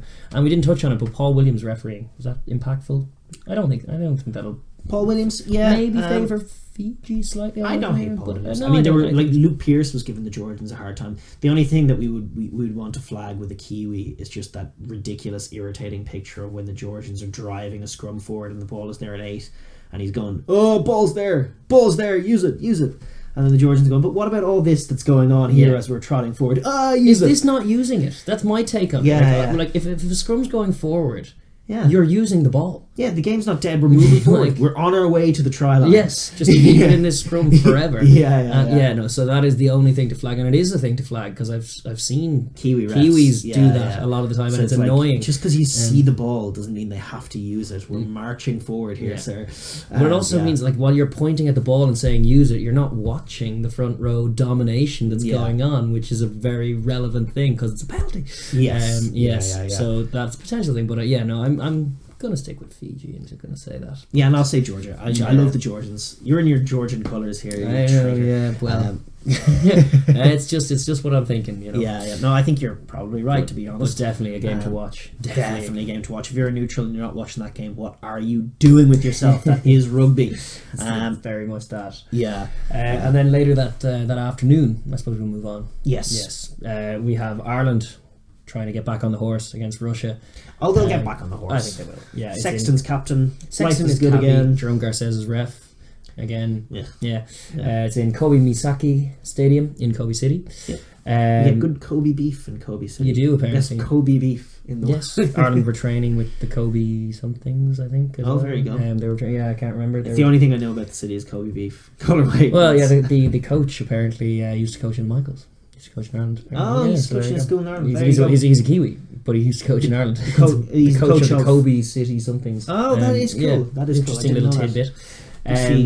But Ireland will be hoping for a bonus point. They've named an all Munster tight 5 with Jordy Murphy fresh off the plane and in at number 8. Predictably enough, this is John Klein's first involvement of the tournament, and he may get a cameo against Samoa, but all of the headline making, he was never going to play a massive part. So he's out there. It's the full Munster tight 5. I don't disapprove. Look to scrum them. Munster tight 5 are scrumming better than the starters almost these days. Looking for scrum dominance, looking to break the Russians pretty early. I like is it Rob Kearney at fullback? It's Rob Kearney at fullback. Yeah, I like that with, a lot. With Andrew Conway and Earls. That's aerial security. It so is. the Russians' one play isn't going to work for them. Yeah. So, I mean, good luck. The other play is Gadjiv at 7 making things happen. He's awesome, But to be fair. that's the thing, is that Ireland do resource that offensive breakdown, and they don't really mind it as much if you slow them up a little. Like it's not like doing what he did to Japan in terms of completely flustering them. They're not going to be flustered by that. The only kind of wee story is that by necessity it is Bundy and Gary in the centres, because the other two, Chris Farrell had a HIA last week and hasn't yet been cleared to play, and then Henshaw we're still waiting on. So by necessity it's the last two centres standing that are rolled out. And it's Gary Ringrose's third start in 12 days. That's true too. So that's potential for tiredness and fatigue there. Yeah. But in general, the Munster type 5 with the Leinster halfbacks, it should be enough to see off Russia. Considering what Connacht did on the other side of the tournament. You would think so. It's not as interesting a game as the one just prior. No, but it's important for Ireland, obviously, very for confidence. It's very important that we just have not to struggle, but to actually be assured, I think. And with Johnny returning to the fold, like, obviously avoiding injuries would be concerns 1, 2 and 3 in my mind. But getting a bit more of an assured picture, getting back on the horse in the sense of not just a bonus point win, which is expected, but the nature of the performance and the slickness of some of the handling, and just getting a few plays off, chance to get the offense motoring a bit, is no bad thing, because we desperately need it after that showing. For sure. Come on, Ireland. We still have faith over here. Oh yeah. And we're still faith being, we have hopes and aspirations. So verging on belief. Not quite. So listen, that was Thursday's games. On Friday we have a very, very big game in its own way, South Africa against Italy. Listen, Italy have been good. Let's not sugarcoat that. They have been good. And conversely, South Africa lost that game to the All Blacks, so this is a game they can't afford to lose. Of course, all. Yeah. So there's it's knockout rugby, effectively. Totally. And it's in Shizuoka as well. Yeah, gonna be hot. Like, they're both more used to the heat than the pasty Irishmen. The Irish, the Italians and the Springboks will be better placed. The Springboks haven't struggled an ounce with the conditions so far. Although, very sad news in the week that Jesse Creel has gone home with an injury. And while we were and are big proponents of the Canyo Am factor, there's no question that Creel made a big impact off the bench against the All Blacks and will be missed. Definitely. Damian Willems has been called up, but he won't feature in this game. No, nor will he feature in the centre. I would imagine he's covering something else, which is an interesting call. I think it is. I think it's more Rozzy getting things right and thinking, maybe another option to Villy is what I do with my extra back here. Yes, and I think he's dead right. 100%. So anyway, this game against Italy, it's for for Italy. It's ref by Wayne Barnes as well. Sorry, we have to say that, because I think it'll benefit the Springboks. Yeah, it's just a guy who appreciates the scrum and the breakdown a little better than most. So absolutely, that's a good call. For Italy, it's obviously a massive cup final. I think a lot of it will be coloured by what they can do with their offense and whether their back row can match or even get some plays off against the Springboks, because their back row is great. It has been nothing but great. Negri, Pelledri and Steyn. You would imagine for this game Parise is going to be on the bench. I would hope so, which is something clever that Japan did with Michael Leach, which was the right call. And then he came on and he was bullish and he was talismanic, and he's a better operator than modern day Parise is as well. True, but what we've been screaming for is like their form back row was the one that started against Uruguay in the game just gone. Like you said, Negri, Pelledri and Steyn, they're winning contacts. They're very technical players. Like, Pelledri had a couple of world class breaks, albeit against somewhat of traffic cones at that stage in the Canada game or Namibia game, was it? Which one, sorry? Italy just played Canada. That's right. Yes, that's why there was no pillars at all to let Pelledri through. But also Negri throwing a lovely pass off his right hand for one of the tries. Lovely, like 30-yard skip pass from a back row forward is exactly what you want those ballers doing. But I can't cite a expat South African facing the Springboks who's had a good game.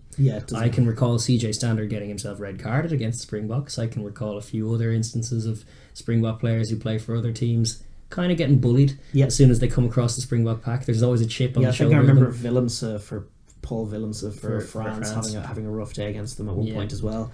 That is a factor. Bramstein, are we going to see him go backwards for the first time? I mean, there's no question that Bramstein grew up dreaming of being a Springbok and isn't one. Negri's also actually Zimbabwe via there's every chance Negri grew up dreaming of being a Springbok, and neither of them, they're both great players, but neither of them quite made that, and now they're up against the Boks, and that does do something to a South African. It really does, and so there is that factor as well. I mean, you can't write off just how good the Springboks are. They've actually named a pretty quality outfit to take them on as well, which is right and proper, to be honest. There's no game, but it's like you can't afford to have a capitulation in it, and I doubt they will. Etzebeth and Inform and Hungry Lou Diager, who looked good against Namibia, Vermeulen, Peter Steff, Khaleesi, Fat Van Pollard. I mean, it's all quality goal class. Delindi and Mapimpi, Colby, Villy. It's their full team. It is. Minus Stephen Kitsoff and Franco Mustard. It is their full team. Yeah. Oh, and Malcolm Marks as well. Bongi is in.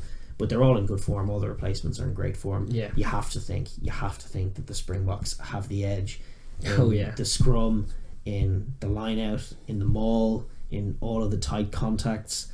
Their defence. Cheslin Colby out wide. Their defence versus the Italian offence. Their offence versus the miserable Italian defence. The Italian defence that hasn't been truly tested by these first opening fixtures. Now the Springboks haven't quite got their offence entirely right yet, but I think this could be the game where it could click either.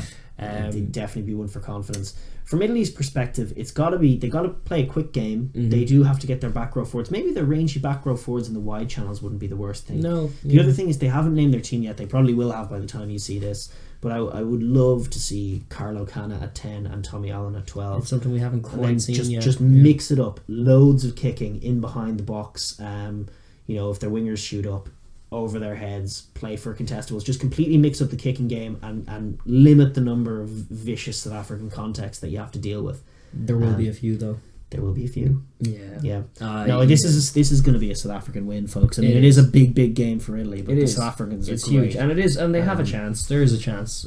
Slim hope. They beat them in the cycle, but it wasn't the real box. No, it was Alistair Coetzee. But it is like Conor O'Shea has teed up 2 massive cup finals for himself back to back with an outside chance of getting into a quarter final. So I expect them to throw everything at it, and I hope those first 20 minutes are frenetic and frenzied and mad, and then I expect 1 or 2 Springbok tries to break the back of the game. And they look a little less rattleable, the Boks, than they used to. They're more assured. They know what they're doing, and a la Japan going 12-3 down against Ireland, even if Italy get that fast start, I just can't envisage this Boks side imploding. They're just too structured. They know what they're doing, and they're too dominant. They'll just be fine. I think so.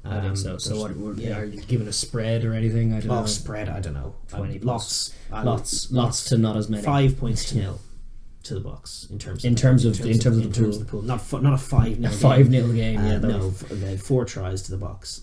At least, and a win for them. You would imagine so. So I'll be hoping Italy get some plays. I'd love to see this be a contest. I'd love to see them maybe rattle the Boks for a little while. That'd be fun. Show a little bit of all those gains you've made that they can maybe mean something, but they maybe just haven't quite reached this level yet. Maybe not. Is my suspicion. But that does move us on to the weekend. Yes, and we get into the first game of the weekend, Saturday morning at Oita Stadium, Australia-Uruguay. Tough ask for Uruguay again. It doesn't get any easier. It's going to be ref by Mathieu Reynal.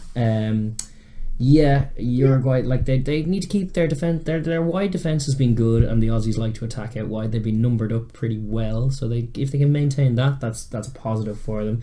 But set piece wise, I don't know if they'll have anything. First of all, I don't know who the Australians are going to pick. That's true. There is a big difference between a Scotty CO, Australian scrum, and a non-Scotty CO. Yes, and in fact, Alatoa as well, because Scopy Kepu comes on and just does ropey things. Yeah. So I mean, if they will be their B scrum, but they're going to have way too much for Uruguay. They play firepower. They play with a verve and a vigor and an industry that the Uruguayans won't cope with. It's a lot more controlled than what Fiji bring, but exactly as sharp in terms of like exactly more sharp, but is exactly as flowy and as wild. Yeah. And like you saw the inroads in that Fiji Uruguay game of how Fiji could have got them if they were sharp. Yeah. And I would expect Australia to get them and be sharp. You know, exactly, like just all those winning contacts that the Uruguay were giving up before Fiji knocked it on. Yeah. Will end in Australian tries, you would think. Sure. Not to mention the fact that Australia have a very organised maul.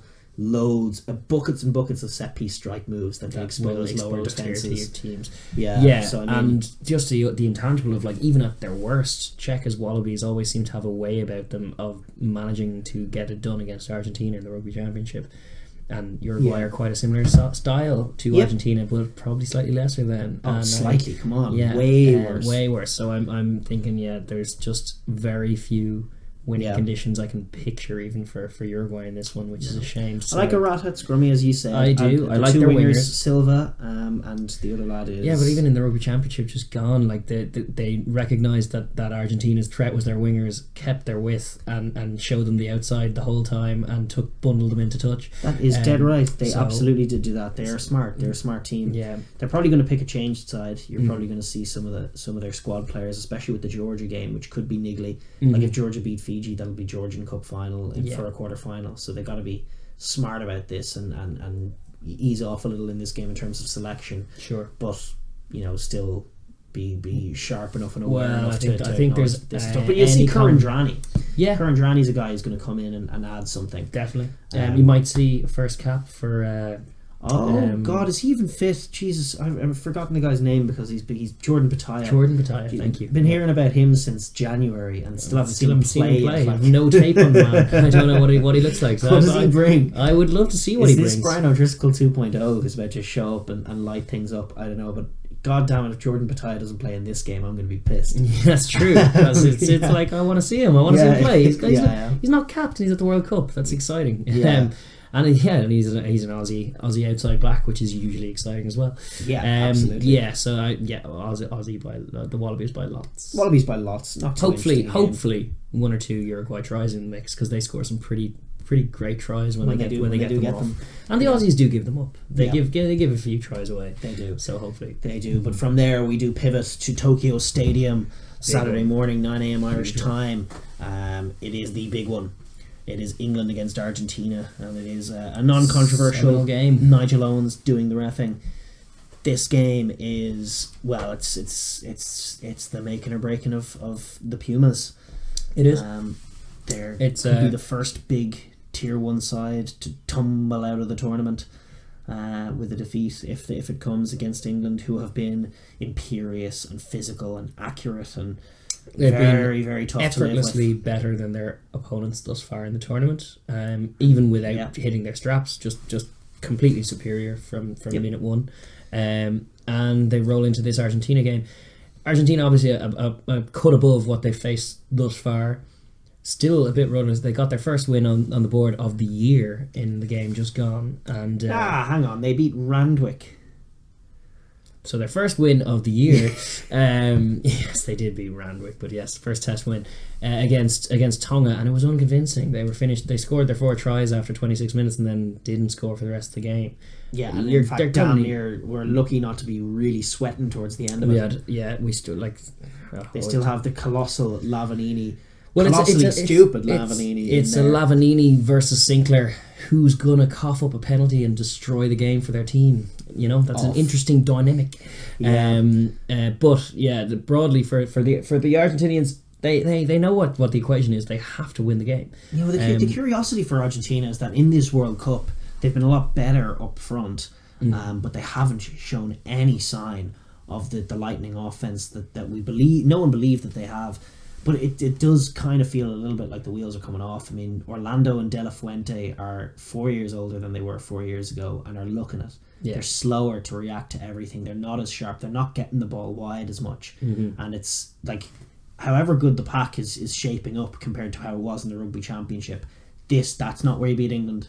Those Montoya tries are going to dry right up if that's where you're going against the English. England are ferocious around the fringes in defence. They come up at such speed. They have crazy athletes in the likes of Cruz, Itoji, Billy Vunipola, like Manu Tuilagi in the Manu centres Tuilagi up in the against centre, those two boys. Yeah, like it's got to be old school Argentina. It's got to be what the Jaguares were showing in Super Rugby. You've got to go wide and wide again. And whoever they pick on the wing, they're struggling for in-form wingers as well, which isn't like them. No, yeah, they left some big names behind, and Cordero, I believe, was left behind, and that's another thing. Like, is Delgui going to come into the team, or is it going to be the young lad Carreras, who we don't really know too much about? Try, but or is it going to be your classic Moroni and Mojano? Either way, whoever it is, those guys need to be the key. Yeah. Those guys have to unlock. But also, I know you're not a Cabelli fan, but Cabelli Sanchez has to work. It hasn't really worked all year, and it needs to. It needs to be. Yeah. They need to have the games of their lives to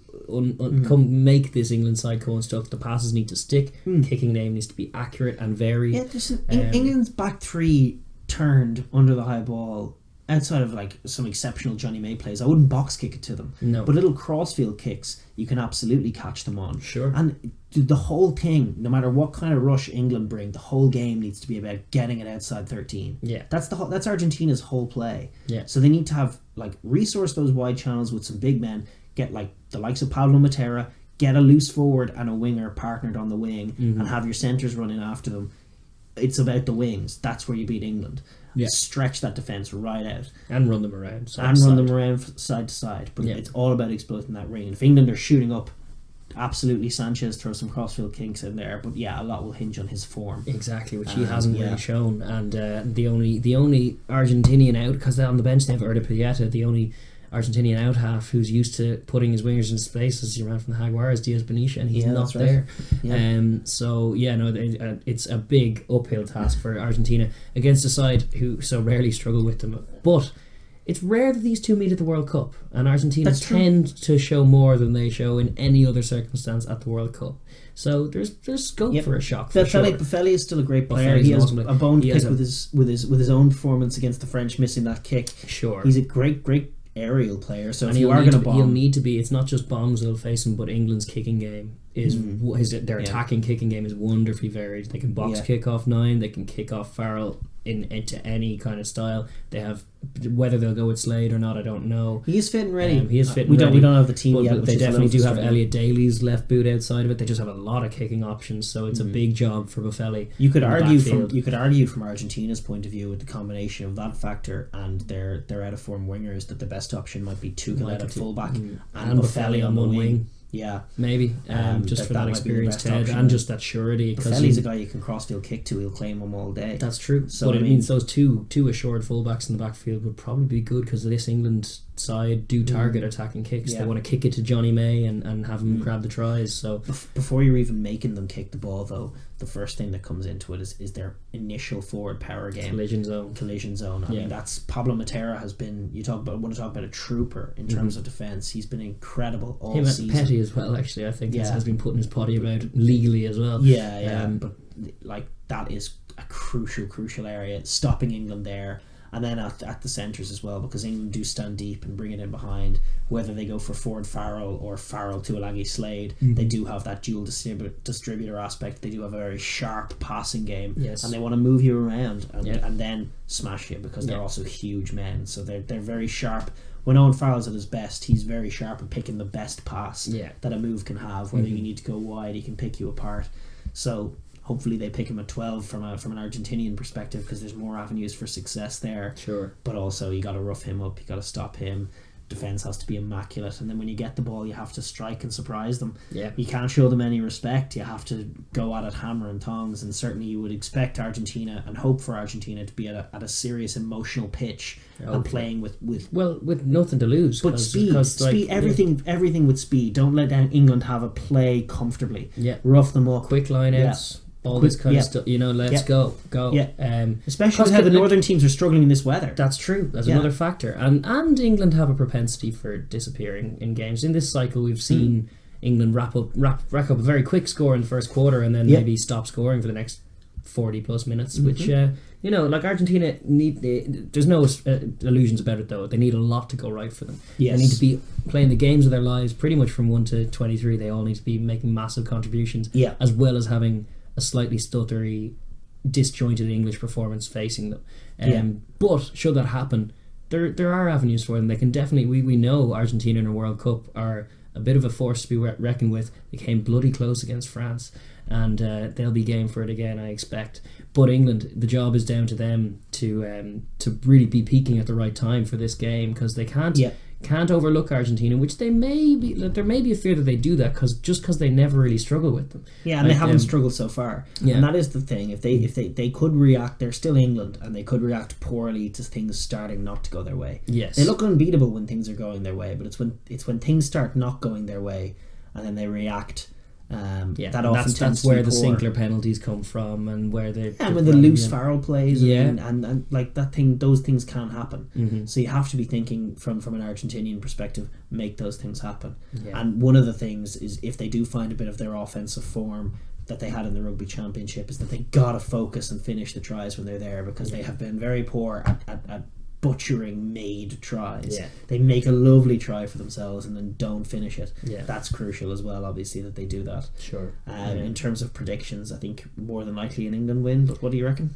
I do think it's more than likely an England win. I think it's probably an England 10-point win, but but that's where I'm leaning. Like I just the power runners, like Matera has a huge job to try and contain Billy Vunipola. Similarly, Petty Itoji's just even going to make plays all day. Like, they were impressive against France, but the English scrum can bring things as well. That's true. We give out the beans about Sinclair, but he's very aggressive, good scrummager. Yeah, he's very good in loot. Like, he has all the skills. I wish he would get a temperament that could help him. Mako is apparently back fit for this game. This is huge as well. Like, the Argentinian scrum managed to lock it down against France. It's another step up again against England, and England will be aggressive in that area, especially because they'll have seen some of the take from the Rugby Championship. They'll know that Argentina aren't quite the force that the Pumas usually are or were, certainly in years gone by at scrum time. So they'll have no bones about keeping it at the base a little longer and trying to get a nudge on. For sure. I expect England to try and attack them out wide, but like through the middle, smashing their big runners over the gain line. Tuilagi in the centre is just a matchup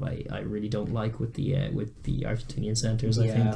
I think he's going to create all the space. Like, I think both of them will be sucked in. Their passing game and their offloading game is so crisp, and they run simple shapes that are likely to bamboozle the Argentinian defence. I'm so familiar with the Argentinian defence being bamboozled by the little bit of disguised screen shapes that Australia put on it. Yeah. And England do a very similar thing in their multi-phase, where they run just infinite screen plays, and they do get wingers in off their wings, and they have players running sharp lines and disguise them quite well. And that tends to be the kind of play that bamboozles the Argentinian defence and opens them up.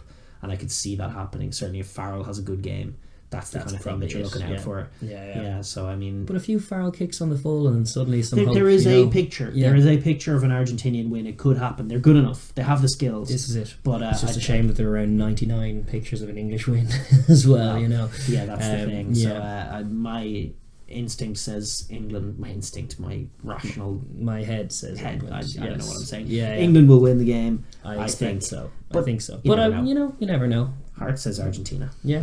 Maybe Nige will be hoping for Argentina as well. Yeah, Nige doesn't like the English. No. He can pretend to be neutral. You can very much annoy him. He's a ref you can get on the wrong side. Yeah, and Kyle Sinclair is the kind of bloke to annoy him. Yeah. But so is Lavanini. That's what's an interesting dynamic. Who's getting the yellow card? One of them's getting carded. Yeah. They just can't resist. Yeah. Whoever's losing. Whoever's losing is the answer. The losing team. Not a bother on them when they're winning the game. This is true. When things start to go wrong, that's when you see it. Yeah. So we'll both say England then. It is a huge game. If that happens, Argentina will be the first big tier 1 side to exit, fall out of the tournament. And that would be a shame for them after the early season promise that the Jaguares were bringing to proceedings. Yeah, sure. It's shocking to see the Jaguares having the best season ever in Super Rugby, and then Argentina not back in after their semi-final win. You wouldn't bet on them not getting out of the pool. No. Or waiting this long for their first win of the season. You would have thought that would be shocking. Yeah. But that is how things have transpired. Hopefully they can turn it around against England. That'd be lovely. But in all likelihood, the awesome team that is England will do for them. Yeah, and roll on to that France game. Absolutely. So I suppose we'll park that then and move on to just a few more games. Kind of smaller in scale than certainly the likes of England, Argentina. Nothing like that. But on Saturday as well, we have Japan, the hosts, up against Samoa. Yep. I was thinking this was going to be a tighter one to call pre-tournament, but having looked at the previous showings from both of these sides, I think this is a Japan win all the way. It's going to be in Japan needs to City keep. of Sorry, I was just going to say City of Toyota Stadium, and it's reffed by Jaco Piper. I love that they have to say City of Toyota, just to clarify. Yeah, because it's company's bigger than the city. Toyota's a car. It's not a car and a stadium. It's not like a transformer. It becomes a stadium. Yes. No, it's the City of Toyota Stadium, refereed by the great Jaco Piper. So sure to be no controversy or issues at all with his refereeing. No. Sarcasm. Anyway, the Japan need to kick on from where they were against Ireland. Yeah. Need this to be sharp, need this to be good. Like every tier 1 side that plays Samoa, there is always that risk of things getting, like, there's no question that you should put them to bed. Samoa are a basket case that are playing all over the place rugby. Yeah, that's true. There's no excuse for Japan, Scotland or Ireland, and Scotland didn't, but for Japan or Ireland now not to just put these guys away. But there is the potential for things to get ropey if you get loose, and they have individuals who can make great individual plays because they have a load of skills. They're just poorly coached. But if you lay the ball on the plate for Leua with a bad error, he will run in a try. He's great. He's Leua. Yes. That will happen. Similarly, Tim Nana Williams will take a try all day. If they kick the ball loosely to him and don't, get a good line, get a good line going, he'll run at them and may very well run through for a try. So those are the kind of things, very simple things that you need to avoid. But Japan are well coached and should be well able for it. They should also run them ragged. Like the Samoan defensive line is not that formidable, despite some big hits, but not, as we were saying earlier in the show, not that technical in their hitting, and certainly with Japan's offensive chops, they should be expecting to run them around and pick them apart. No question. Which is it. They need to be a bit wary at scrum time, I think, but I think they should be able to handle it. Like Samoa, that was their most impressive. Monopola's a good scrummager. Yeah. There was their most impressive aspect in the PNC. I thought was actually their scrummaging was pretty accurate. They did for the Fiji scrum, but Japan obviously a bit more technical in that area even than Fiji. So I expect it's tough to see. The Samoans, they are playing for pride. Like, I know they're still technically in the competition, but essentially for me they're playing for pride. And after that Scotland performance, and frankly that Russia performance with the dirty tackles, they actually need to show a little something, because they're a much better rugby nation than they have been showing. This is true. And it's been there's a great, colourful World Cup history, and they are a proper part of it. They have been wild, they have been loose, they have been poorly cooked, they have been nothing but squandered talent so far this tournament, and you hate to see it. You hate to see it.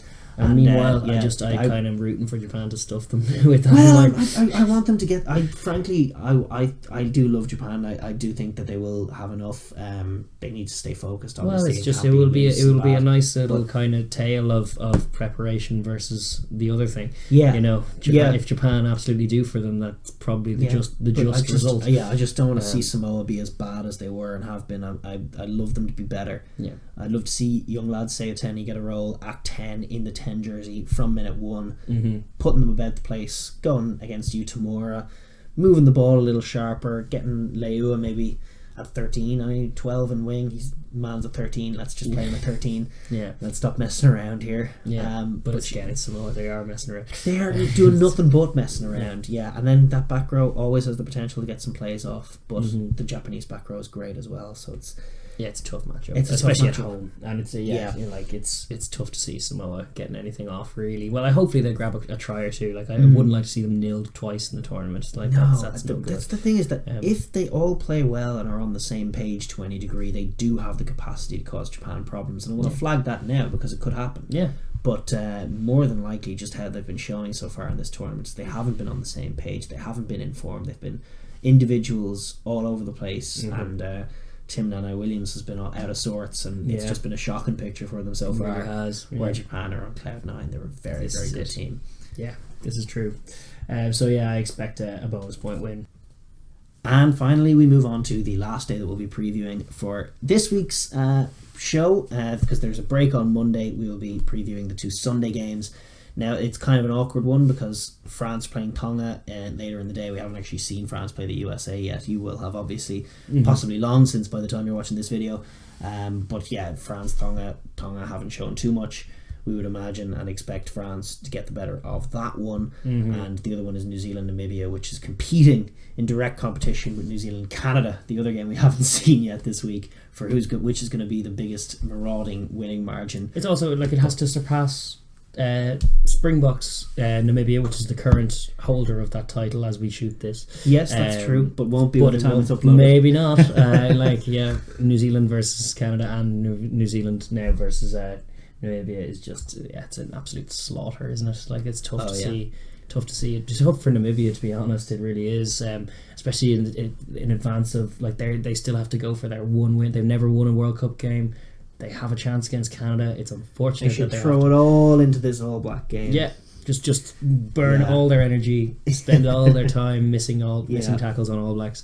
Yeah, it's going to be a cricket score. Yeah, and France Tonga obviously will be coloured quite a bit. We may need to even redo this if the US pull off the improbable and do something against the French. But as it is, we're going to operate on the assumption that France got it done. The train is firmly on the tracks. Yeah. They have beaten Argentina. They have a lovely flowy offense, and in that context, the hurdy-durdy, big, strong Tongans should be no match for them, and they shouldn't, let them get to them as they did in 2012. Yeah. That's definitely not something that they'd be looking to replicate, but I don't think this Tongan team are on that level. No. And I do think that the French will surely have enough to see them off and round out the weekend. I think so, yeah. I would certainly agree with you. I'm not going to be putting my head out on Tonga's thing. I know it's happened before. World Cup history is something I like to cite, but this Tonga team are not that Tonga team, and I think France will do for them. Yeah. But yeah, I suppose we will wrap up then. It's another show in the books. It's quite a long one, but there was a lot of rugby to talk about, guys. Lots to talk about, and there will be again next week. If you did like what you see, subscribe. Comment, those are the big two. Obviously, like the videos as well, and share with your friends. Bell icon for. God, you can't forget about that bell. Yes, but those are the big ones. And yeah, we will be back again, save for any dramatics results that require updates to these previews and reviews that maybe we might do a shorter video as we did last week on the Uruguayans. Yeah. Save for that, we'll be back again next week in all likelihood, a little earlier in the week because the round breaks on Monday. That's the day off. That's the day we're going to try and get it done. Yeah.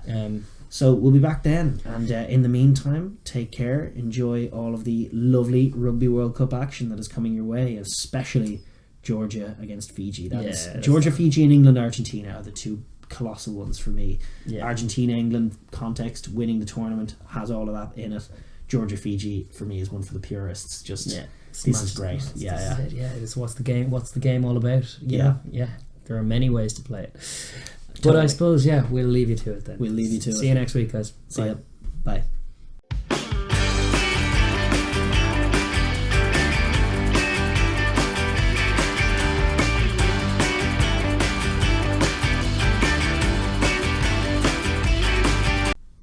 All right, you're up.